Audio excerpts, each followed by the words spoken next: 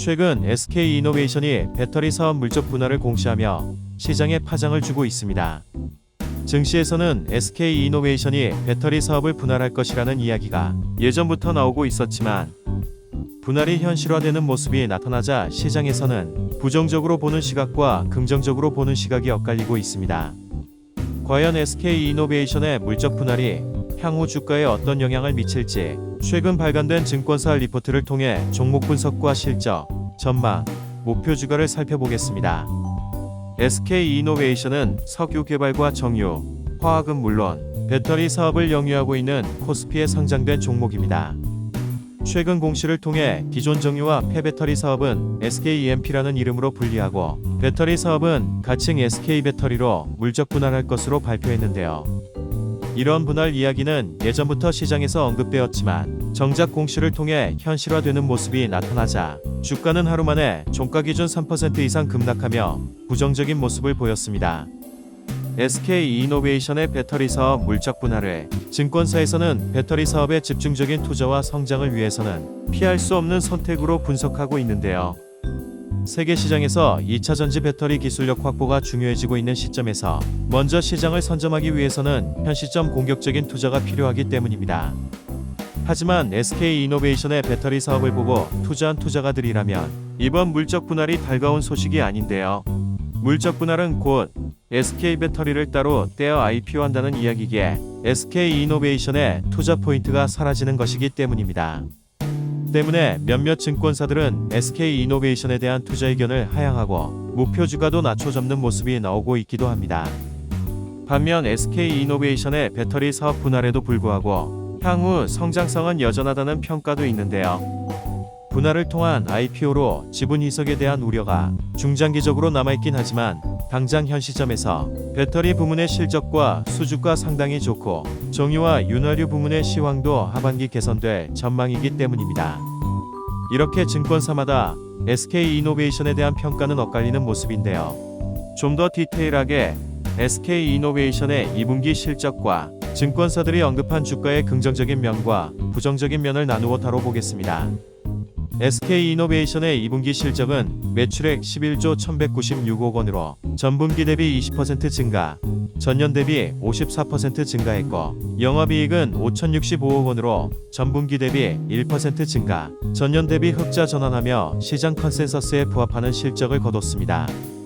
사업별로 보자면 정유사업은 정제마진 하락과 재고 관련 이익이 감소하며 영업이익이 2,331억 원을 기록, 전분기 대비 44% 감소하며 부진했지만 화학사업은 판매가 일부 감소했음에도 주요 제품들의 스프레드 상승으로 마진이 개선되며 영업이익 1,679억 원을 기록, 전분기 대비 42% 증가하는 모습을 보였습니다. 윤활유 부분은 수급이 타이트해지면서 판가 상승에 따른 영업이익이 증가했는데요. 영업이익이 2,265억 원으로 전분기 대비 65% 증가하는 모습을 보였습니다. 소재 부문인 분리막 사업은 중국 공장 추가 가동과 생산 안정화에 따른 판매 증가로 영업이익이 414억 원으로 전분기 대비 31% 증가했고 투자자들의 최대 관심 사업인 배터리 부문은 현대차 아이오닉5의 본격적인 양산에 따른 판매량 증가와 신규 공장 가동의 안정화로 영업 손실이 대폭 축소된 마이너스 979억 원의 모습을 보였습니다. 이렇듯 배터리 부분은 아직 적자이긴 하지만 향후 계속적인 투자와 생산 캐파 확대를 해나간다면 규모의 경제라는 관점에서 분명 흑자 전환은 물론 새로운 성장 동력이 될 것인데요. 그렇기에 SK이노베이션의 배터리 사업 물적 분할은 필연적인 결정이라 생각됩니다.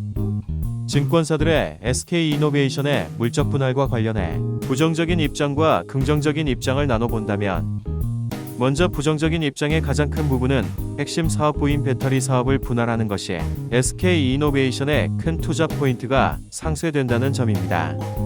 또 분할 후 SK이노베이션이 지주회사가 된다는 것도 지주사 할인을 받을 수 있는 요소라 간과할 수 없을 것 같습니다.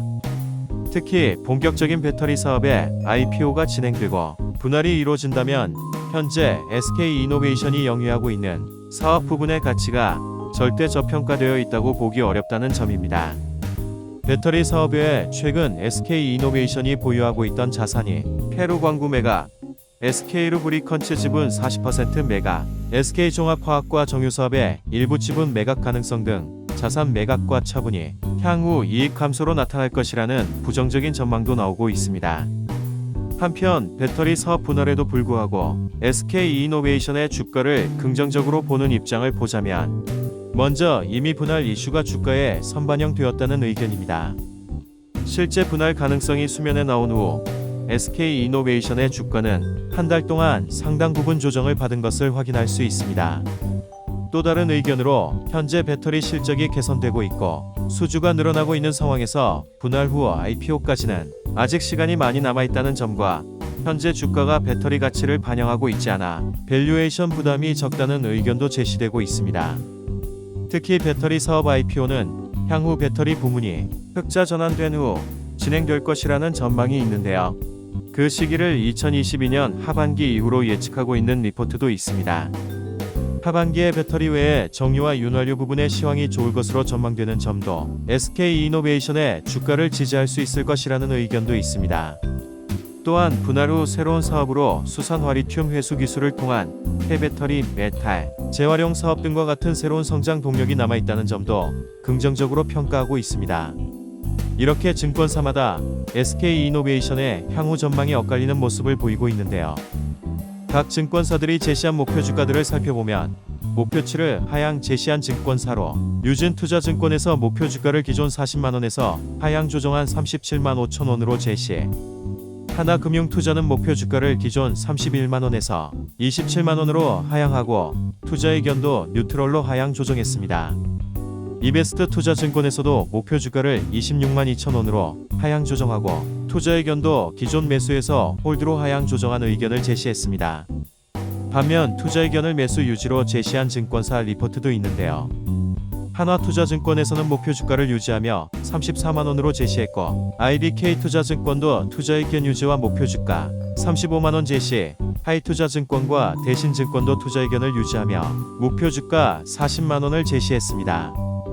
배터리 부문 물적 분할 이슈로 최근 주가 조정을 받고 있는 SK이노베이션. 평가가 엇갈리는 구간이기에 투자자 입장에선 신중히 접근해야 할 시점이라 하겠습니다.